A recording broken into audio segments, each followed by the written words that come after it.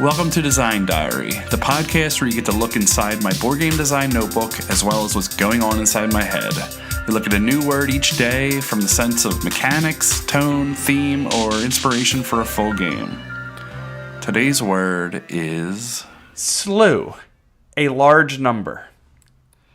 Now, I took that very literally. I don't know about you. Tell me about how you can get literally from one of the shortest definitions we've gotten so far. So, I was going to read it, but I was going to say it. But it doesn't say a large number of something. It just says a large number. Interesting. So I got rid of the of and went with a game that was simply about multiplying points and point multipliers. And I went as abstract as ever and just made it essentially competitive math, the game. And I came up with some names. One was mathstraction, and another was complication because it's all about multiplication. But the way I thought was a line of cards comes out. Let's say the deck is in the middle. It's all cards and numbers, and the goal is just to get the most points. Cards and numbers, and maybe some other things. But cards come out. You deal out 5 cards, and that's what we're working with this turn. Let's say it's 1, 3, 5, 7, 9, whatever. I just went with a run of numbers. But what you do is you have cards in your hand, cards with numbers on them, and you have options on your turn. First thing you're going to do is bid for turn order, where a high number is going to be a better bid than a low number. But a higher number is better in the second phase when you're going to actually use them. So there's a little bit of a, do I go sooner and get rid of my high card, or do I hold on to it? But the whole point of it is you're going to play cards to this line in between the other cards. So some of the cards are numbers. So if I put a 1 in front of the 1, now we've got 1, 1, 3, 5, 7, 9. But I might play a parentheses, which is going to split them into multiple groups. And now here's where we're going to start figuring things out. Another thing I can do is play a multiplication symbol, which is going to multiply within that group. But what I thought everybody could do is, as you're playing your cards down, you're going to put your tokens, which I had a name for them. They were tokens of magnitude.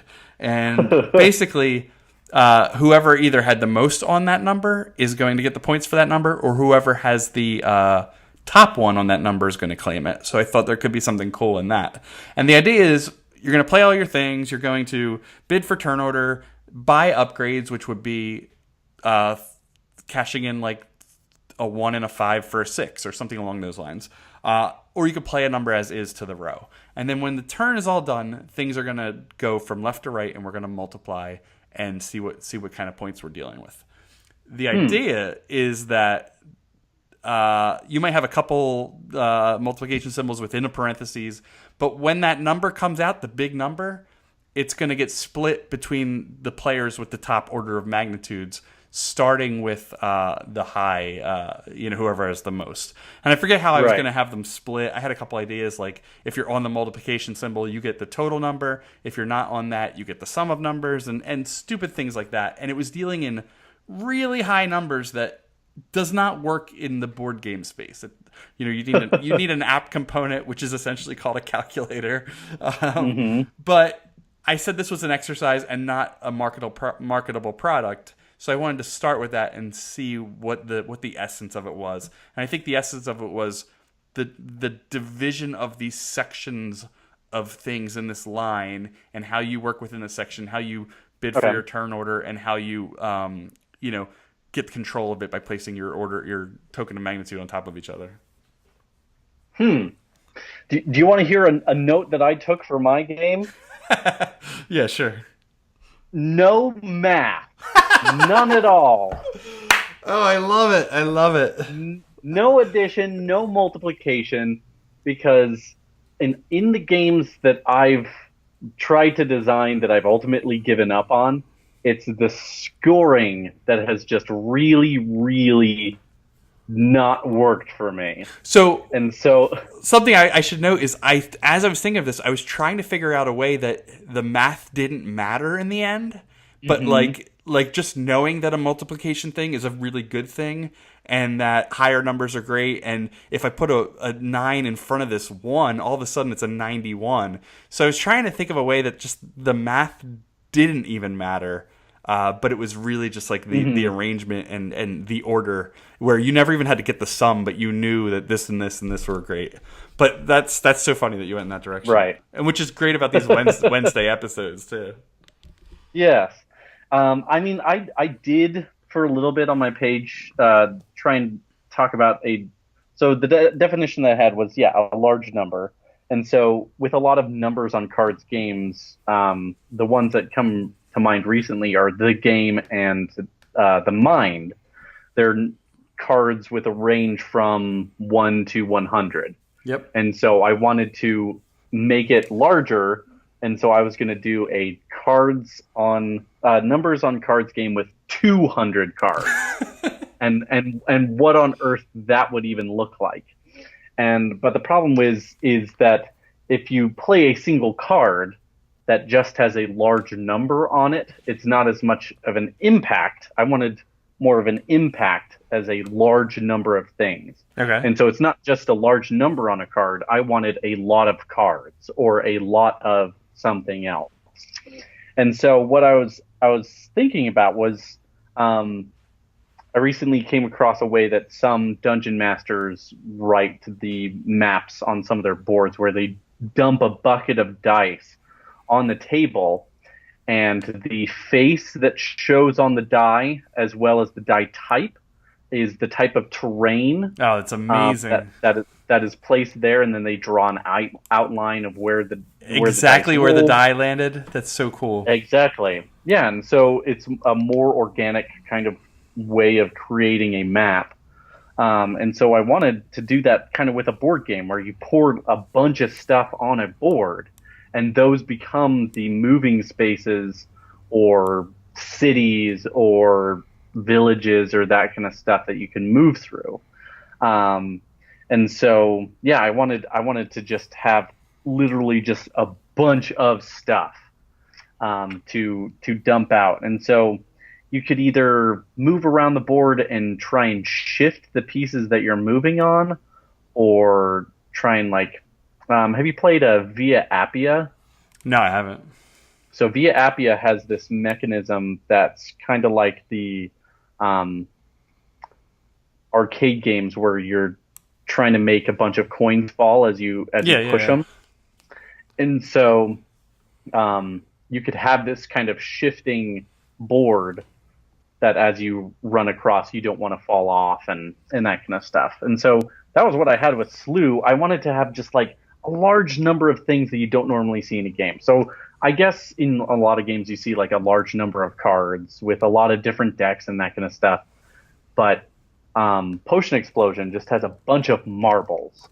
And so I wanted a bunch of something that would make it really, really interesting, that when you read the component list and you see like 80 discs, 80 wooden discs, you're like, why are there 80 of them? That was a note that I wrote as well, was like a large number of components, but I was thinking more of like just like a box filled with everything. Like it wasn't just like 80 discs, it was like 80 a variety of junky things. But the thing that you said was interesting, that I recorded last night with Christopher Chung, which I think will be out after this episode. It'll likely be out after this episode. But I talked about like throwing cards onto a table and having like a big mess of them, and then the way that you shift them like reveals certain things underneath of other ones. And like it's that whole thing about a dexterity game where if you like touch the table and bounce, like bad things could happen. And that was like kind of the whole point of the entire game, was like if you just do the wrong move, things could happen. But when you were saying that, it was making me think of this like splayed out, instead of the dice determining it, it's like the cards, but then like taking turns and like pulling and shifting and moving things and seeing what's underneath of it. It sort of just sparked that image back into my head. I was actually trying to design a game that you'd play with just a deck of cards called Lock Picker, where you are picking up the deck, rotating it, and then placing it back onto the deck, having exposed suits on a card below it. And so as you rotate this deck, it just becomes even more and more unhinged. And when the deck finally falls over onto the table, that's when the game ends. Oh, that's really neat. That reminds me of skyscrapers in Yeah. just a slight way, just the same tone. But that's neat. That's really cool. I'm constantly thinking about games like that. Like I always had this idea about just like card castles of the game, and Rhino Hero sort of does that, but the cards are kind of folded for you and things like that. But that all hits that same like semi dexterity like nerve for me, where it's dexterity, but it's also sort of not. I guess it is. It's definitely not dexterity, but it's not like throwing a card. So with a bunch of components, I did think about cards or tiles, that kind of stuff, but I didn't want to have kind of that dexterity element. I didn't want there to be the problem with dexterity in kind of real time and real space is that it deals with such finite measures, and that I wanted to have more of a clarity of where a person was or where they could go. So rather than having the farms in Carcassonne, which is sometimes very hard to see, I wanted it to be more like roads in Carcassonne, where it comes up organically, but it's still easy to read and easy to kind of process. See, that makes me want to play a Carcassonne variant where I build the map in advance. We all take turns building a map, and then we drop our meeples onto it. And if they're farmers, they're farmers. If they're standing farmers, they're better off. Or no, I guess farmers are better off laying. But yeah, I would totally play that. It actually does sound pretty fun. It's like the BGG variant that's going up tonight. Yeah.